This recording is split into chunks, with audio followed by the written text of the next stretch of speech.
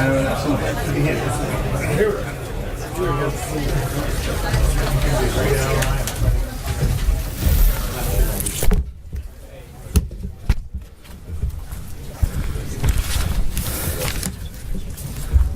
afternoon, everybody. Welcome back. I got a busy week ahead of us. Before I get started, I want to just give you a quick update on something. I know in the past there's been several questions about the president donating his salary to charity. I've got got an update for you on that. To that end, the president has spoken with counsel and made the decision to donate his first quarter salary in total to a government entity, and he has chosen this quarter to donate it to the National Park Service. The Park Service has cared for our parks since 1916, and the president is personally proud to contribute the first quarter of his salary to the important mission of the Park Service, which is preserving our country's national security. So it is my pleasure, on behalf of the President of the United States, to present a check for $78,333 to the Secretary of the Interior, Ryan Zinke, and Superintendent of the Harpers Ferry Park site, Superintendent Brandenburg. So, no, it's straight up. It is every penny that the President received from the first quarter since the day that he was... it's not a full quarter. It is, yeah, right, because the Constitution says that... sorry, that was... so it's from January 20th, noon forward. We think it'll cash, though. With that, I'm going to let Secretary Zinke make a few comments about the Department of Interior and the work that they're doing, and hopefully the President's. So. Well, thanks. And I'm Secretary Zinke from the Department of Interior, for those that don't know me. Obviously, great to be with you. Those that don't know me, I get my inspiration from Teddy Roosevelt. And the motto now in the Department of Interior, if you go to Yellowstone and have the opportunity to look at the Roosevelt Arch, it says, inscribed in stone, is for the benefit and enjoyment of the people. And that's our pledge. So for those that aren't familiar with the Department of Interior, we span 12 time zones, from the Virgin Islands all the way to Palau. And within our holdings are 20% of the nation's land. We have 417 national parks. We have 562 federally recognized Indian nations, 567 wildlife refuges, and 221 wilderness areas. And I'm the steward of our nation's finest and most majestic holdings. After riding the horse on my first day, we've been pretty busy. Just on public lands alone, I've signed directives on the first day to expand public access. Important if you're in the West, especially in the far West, as Montana is. We made sure we increased opportunities for traditional hunting, fishing, and conservation efforts, and we've invested millions across 12 states on preserving our conservation efforts there. On energy, that was much of last week was spent on energy. We held one of our most successful leases, 122,000 acres for wind development on federal lands off Kitty Hawk, North Carolina. We also stopped the war on coal by continuing the coal leasing program. And I established an oversight committee to review and analyze across the board rents, royalties on our federal lands, with the objective of, number one, being transparent, number two, being Reagan, trust but verify, and number three, making sure the taxpayers that own the public lands are getting fair value. On the management side, we have unfortunately uncovered a lot of internal controls that weren't there. There's been in the news several incidences of sexual harassment and a culture of discrimination. And you can hear it from me. I put policies forth, zero tolerance for sexual harassment or discrimination. We have 70,000 full-time employees, and each employee deserves the right to enter a workplace that's innovative, teamwork, but free from harassment. On the brighter side, we will pilot the first ever dog-friendly Department of Interior. Puppy Day is coming up, so we've established that. And people ask, why are you doing that? Well, some of it is we compete on millennials. So we're trying to develop ourselves as a friendly department that's going to work with people. We're going to be an advocate for collaboration, and in doing that, we're going to start with being dog friendly. And also, we've taken to Twitter. As you know, this administration is Twitter friendly. So am I at Secretary Zinke. And finally, as a veteran myself, I tell you, I am thrilled at the President's decision to donate the check he did today. I did talk to the President last night, and he has decided, as you know, donate his entire quarter salary, and we're going to dedicate it and put it against the infrastructure on our nation's battlefields. We're about $229 million behind in deferred maintenance on our battlefields alone, and that's on our 25 national battlefields, and we're excited about that opportunity. So thank you very much for the opportunity to be with you, and thank you for American people to trust the stewardship of our nation's greatest holdings with us. So I'd like to thank our superintendent, Brandyburg, for being here. He's Harper's Ferry. If you haven't been out there, please do. With that, I'll turn it back to Sean. I will take questions. How's that war on coal thing working there? You're saying that you're going to open it up because of war on coal. Isn't that kind of contrary to what Teddy Roosevelt wanted in preserving the land? Well, there's no doubt three things. One is environmentally, it's better to produce energy here under reasonable regulation than watch it get produced overseas with none. Secondly, jobs matter. There's a social cost of not having a job. In some of our communities, coal, mining, forestry are the only job. And you can take it from the Crow Nation in Montana, which I'm familiar with, like Chairman O'Coyote, the chairman, once said, is it a war on coal is a war on the Crow Nation, and coal jobs are the only jobs. And lastly, national security. It is, from a SEAL perspective, it is better to make sure we're not held hostage on our energy needs in this country. And like you, I don't want my kids, sons and daughters, to have to fight for war over energy resources we have here. So national security is critical in our energy picture. And look, the world is safer when America is stronger. And America is stronger is not being dependent on foreign sources for energy. We can do it here right, and we will. I'm the steward, and certainly we're not going to sell or transfer public land. And I don't pick winners and losers. So coal isn't getting any more of a better deal than anything else. We'll let the market play.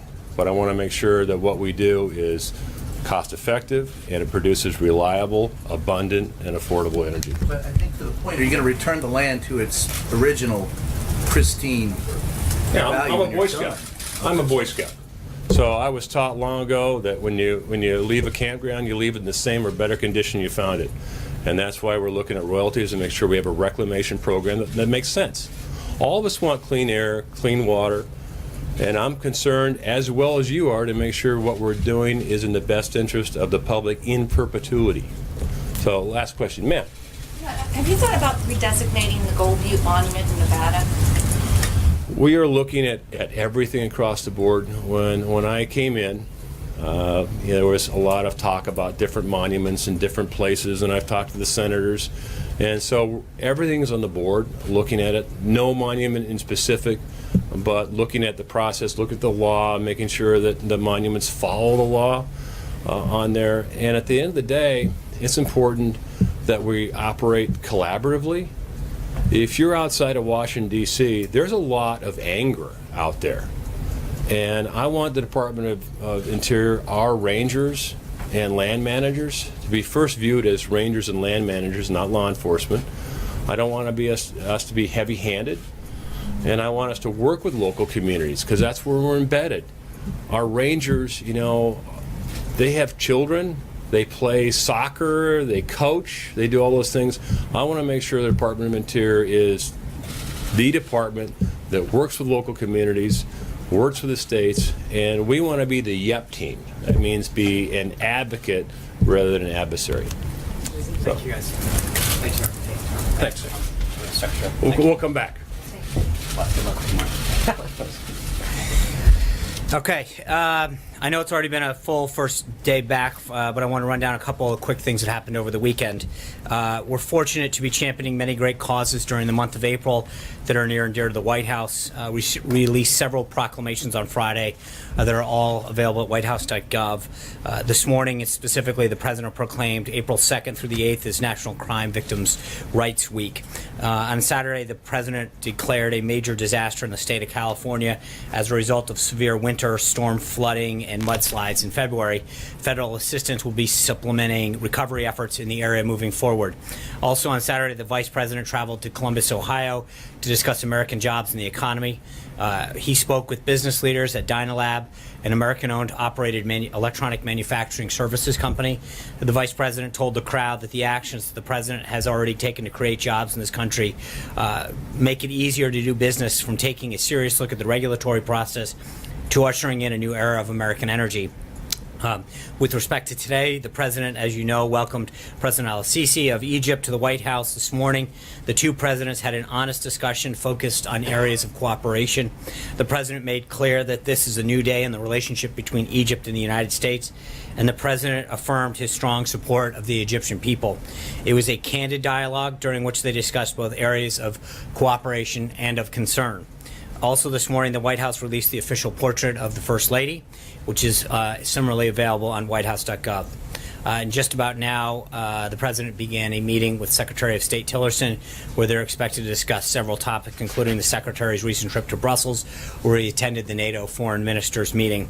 As you may have known, just prior to the briefing, the Senate Judiciary Committee voted to advance the President's selection for Neil Gorsuch to the full Senate. While the White House was pleased that beyond the committee partisan vote, more Democrats have moved past partisan obstruction to acknowledge that Judge Gorsuch is simply qualified and deserving of being on the bench. But we're obviously disappointed that the overwhelming majority of them are still playing politics with the nation's highest court. If the Democrats get their way, and I know the numbers are looking that way, this is going to be the first successful filibuster of a nominee to join the Supreme Court, which is clearly unprecedented. With a vote on Judge Gorsuch expected Friday, the American people will see which senators are willing to keep this seat open to get in the way of President Trump making progress on one of his most significant choices so far. Also today opens the application process for this year's H-1B visas. The President has spoken about the H-1B visa program in the past. The White House acknowledges that there are issues with the program as it currently stands. However, there are several laws that are on the books that went unenforced in the previous administration. As the Department of Justice made clear in its release this morning, the Trump administration will be enforcing laws protecting American workers from discriminating hiring practices. Looking ahead to the schedule for the rest of the week, the President will host a CEO town hall meeting on the business climate tomorrow morning. And then in the afternoon, he will make remarks at the 2017 North America's Building Trades Union National Legislative Conference. On Wednesday, as I mentioned last week, he will host His Majesty Kim Abdullah II of Jordan. And on Thursday, after welcoming participants of the Wounded Warrior Project Soldier Ride, the President will depart for a visit with President Xi of China to Mar-a-Lago. The President has been briefed on the devastating flooding that has killed several hundred people in Colombia, and we are working closely with the governments of both Colombia and Peru to support efforts to address the extensive losses and damage caused by this natural disaster.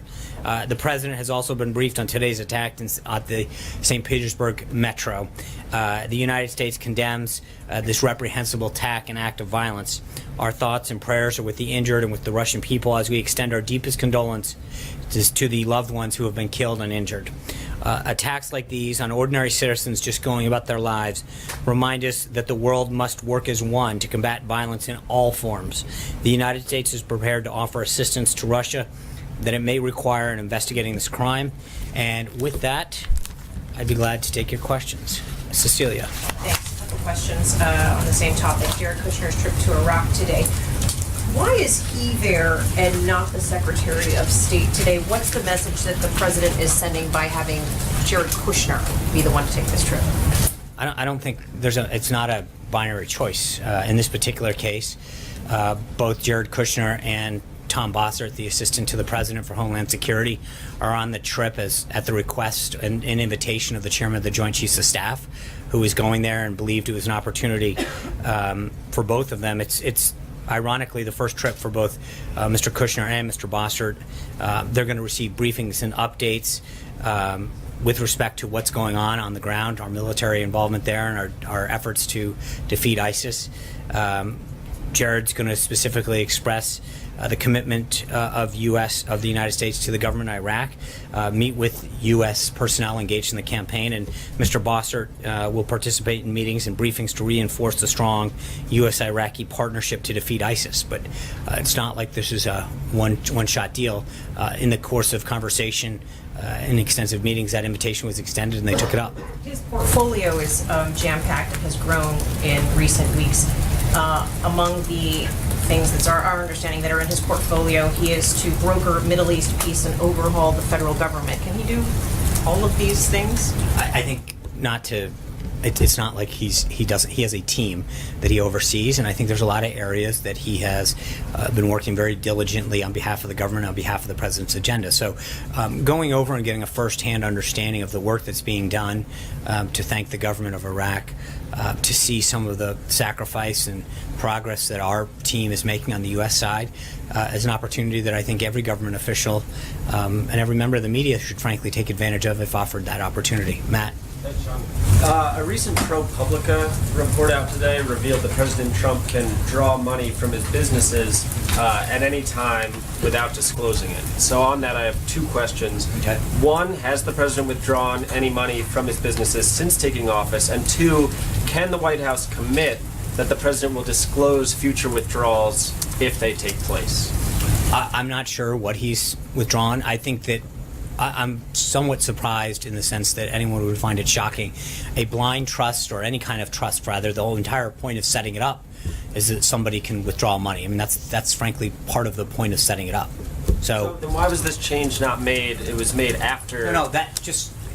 But No, I do. But report again, on referencing- I think okay. that you just went and started to say this change was made. I'm not aware that there was any change. Just because a left-wing blog makes the point of something changing doesn't mean it actually happened. I'm not aware that there was ever a change in the trust. And the idea that the president is withdrawing money at some point is exactly the purpose of what why a trust is set up, regardless of an individual. So, just last question on this. So you're not saying whether or not it has changed, just to clarify. You're not sure whether. No, this was I'm actually, to the best of my knowledge, it hasn't changed. Cool, thank you. Olivia, sorry. Thank you. Same seat, wrong person. Yeah, that's right.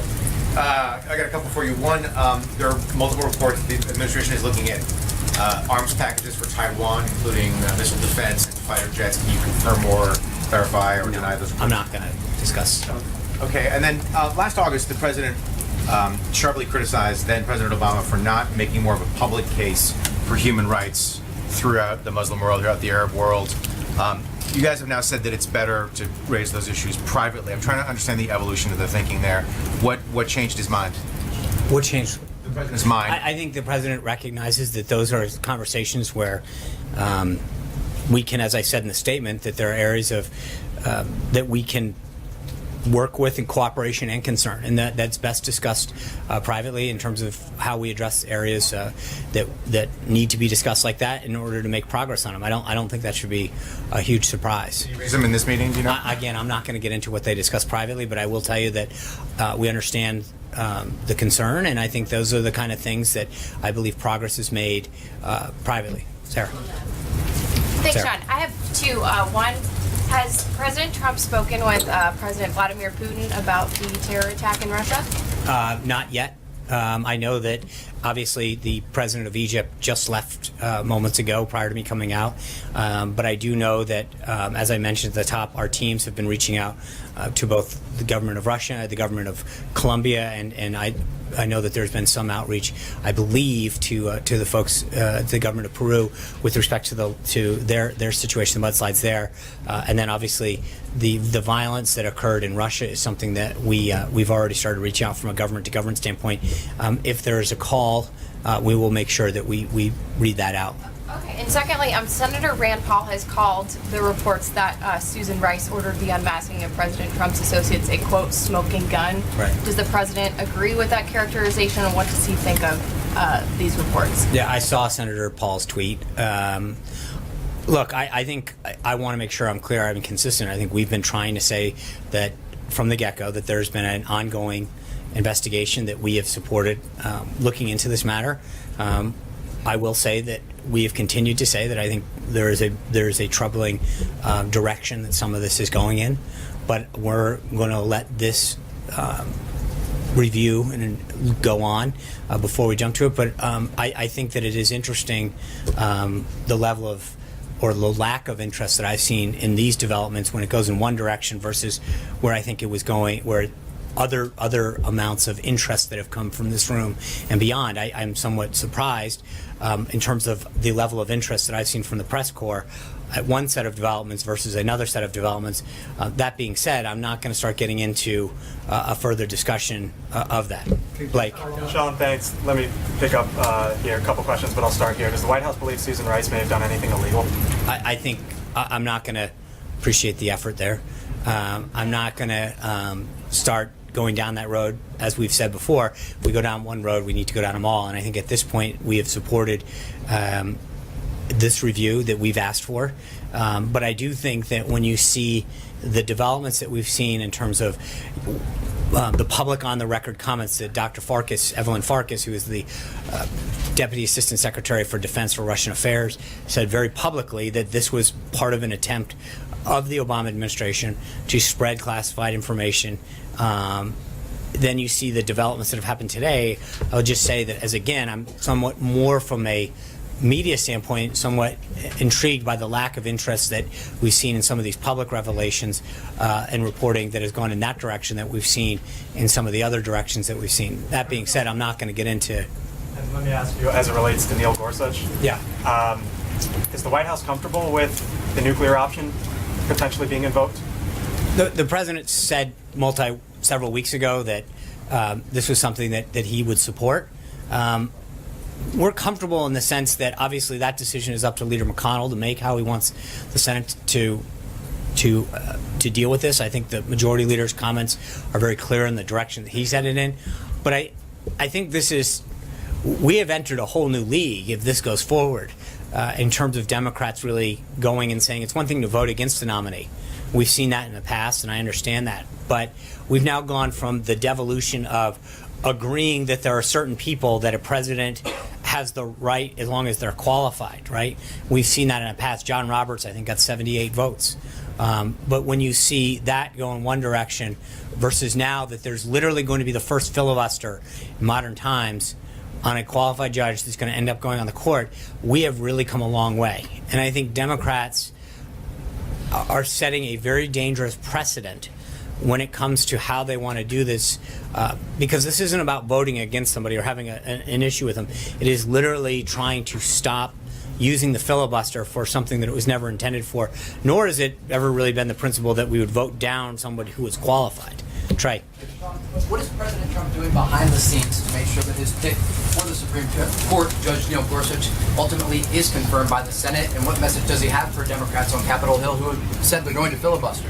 Well, I mean, if you look at, I think it's 4 Democrats that are now supporting, saying that they're going to vote against the filibuster. I think we feel good about that level of support. We've, I think, done a very good job of making sure that we have the Republican majority support that we need to pass it. It is now an internal question for senators to determine how they want to do it. But make no mistake, and I believe Leader McConnell, when he says on Friday, Judge Gorsuch will be voted as the next Supreme Court justice. Take me through what Friday looks like for the president. Obviously a major meeting with the president of China, but his eyes are going to be here on Washington. Is he going to be making phone calls Thursday night trying to gauge the I think situation? he's going to be, we look forward to heading down to Florida Thursday to engage in some bilateral and bilateral plus meetings with the president and his team from China. Obviously that will continue into Friday morning, but we'll see how Friday evolves. But I don't think there's any question right now, according to Leader McConnell and others, that we're going to have an Associate Justice of the Supreme Court ready to go. It's a question of how it happens. Zeke? Just a couple questions about the check presentation earlier in the briefing. You mentioned that he was decided to give the money to the Park Service at the advice of council. Is there an issue with him making a donation to a nonprofit? I think there was just that when given the options he decided that there was a list of government entities that can accept donations. Ironically, it's not as easy to give money to the government as you would think, and aside from the IRS, and then I don't think you're giving. But my point is that he looked through a variety, and for this quarter, he chose the National Park Service.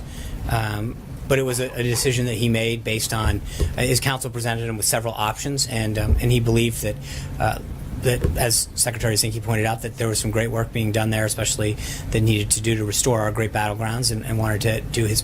Speaking of giving money to the federal government, the president's been, going to Mar-a-Lago again this weekend, has been facing calls from both officials in New York and in Florida, either to appropriate federal funds or request federal funds, which were not in the budget for the additional security burdens that they have faced, given his residences there and his travels to those places, or to reimburse those local governments out of his own pocket. Obviously, this is a president who is far wealthier than any president we've seen in modern times, and he has the capability to make make those outlays. Is that something the president is considering, or has he decided to make those outlays to reimburse? Well, I think there's a few things. Number one, the request to go to Mar-a-Lago was something that the Chinese, that was negotiated with the Chinese, and so I think this is a very high-level visit that really has a huge impact on our both economic and national security. So, secondly, the president has an opportunity. As all presidents, President Bush traveled to Crawford. The President Obama went to Hawaii often. I mean, this is not something that you can control. There is a security aspect that the Secret Service determines when the president and the family travels. That's not dictated by the President of the United States. And third is, I would know, ironically, this is a day that the president just donated a significant amount of money of his salary back to the federal government. And so, respectfully, it's like, it's at what point does he do enough? He just gave a very sizable donation. Probably, though, that's a very small. But that's not how we judge. I mean, I think to be able to say that. I mean, he isn't taking a salary. I think he stepped down from his business. He's walked away from a lot. I think I think at some point he's done quite a bit in terms of making a donation to the government. John. Sean Beckett, Susan Rice, if I could. The fact that it's allegedly the former National Security Advisor who requested the unmasking when it came to the incidental collection of people who were associated with the Trump campaign and the Trump transition puts that now squarely in the White House. When you look at that, combine it with the NSC rules that were promulgated at the end of the Obama administration to more broadly share intelligence, does this White House look at what she allegedly requested as a national security issue or a political issue? Well, I'm not going to, I mean, that's a nice backdoor into the line of questioning. I think until there's a finding of that, I don't want to start getting into the motives, because we still haven't, again, me getting to the motives assumes certain things in fact that I don't think we're ready to go to yet, because that, again, would be getting in the middle of an investigation. I do think that there's been enough public discussion and reporting on this stuff that I'm not going to comment on this any further until those committees have come to a conclusion of that sort. So we're not going to start going down and guessing the motives of something that is not assumed in fact yet. But I do think that it is interesting, that, as I mentioned earlier, the level or lack thereof of interest in this subject versus what has been commented on previously in terms of alleged people involved in processes. So I think there's Margaret. Sean, you mentioned that Jared Kushner has a team working with him. Can you help us understand exactly what's in the portfolio and who's on the team, and I have a follow to that? Yeah, I mean, he's announced the Office of American Innovation the other day. We named a bunch of those folks that have been part of that team, and as he looks at various aspects of government, he works with different people in the White House that oversee different parts of that portfolio, whether it's part of the team that's doing the Middle East was one thing. So you've got Jason Greenblatt, who's been traveling to the Middle East and other places to do that. There's people like Reed Cordish and Chris Liddell that are part of the team that are talking about the Office of American Innovation that he has discussed last week with respect to opioid use and others. I mean, so there is a team, depending on the subject, that is working with him, and he is providing oversight and direction. So he's overseeing teams handling all these different issues, whether it's Mexico, Canada, Israel, Palestine, Iraq, Sure. Saudi. Well, again, remember, on Iraq, don't go too far there. He is he was invited by the chairman of the Joint Chiefs of Staff, as was Tom Bossert, the assistant to the president for Homeland Security, to see the work that's being done there firsthand. I don't think to sort of then translate into he's overseeing Iraq is an accurate assessment. He was invited to go see something by the chairman of the Joint Chiefs of Staff, and he's doing it. But my follow on that is, I appreciate how he's in such a unique position and so trusted by the president.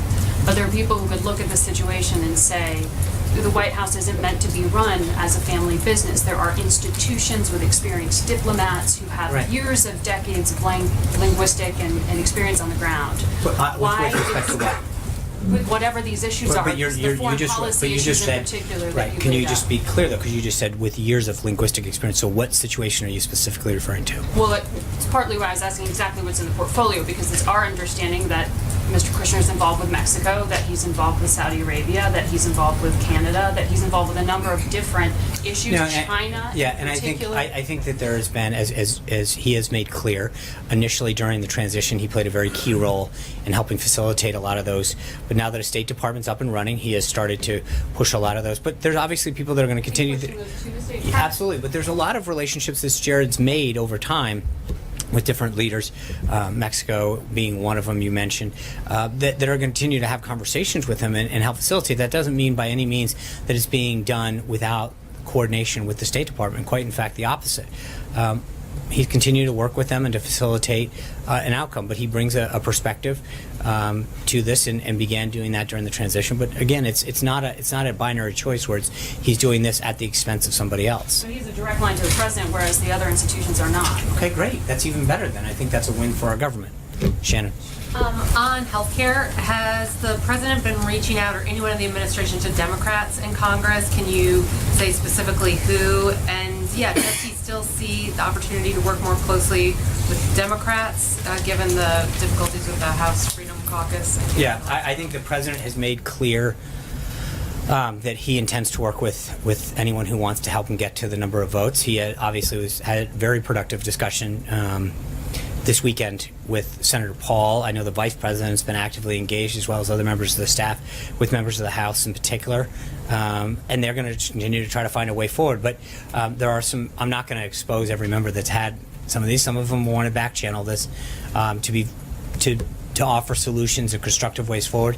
But those conversations are happening at several levels within the White House to see if we can find a way forward to get the number of requisite votes. But the president continues to work hard. He's having these conversations. Members have reached out to him to make their suggestions known, and so that's.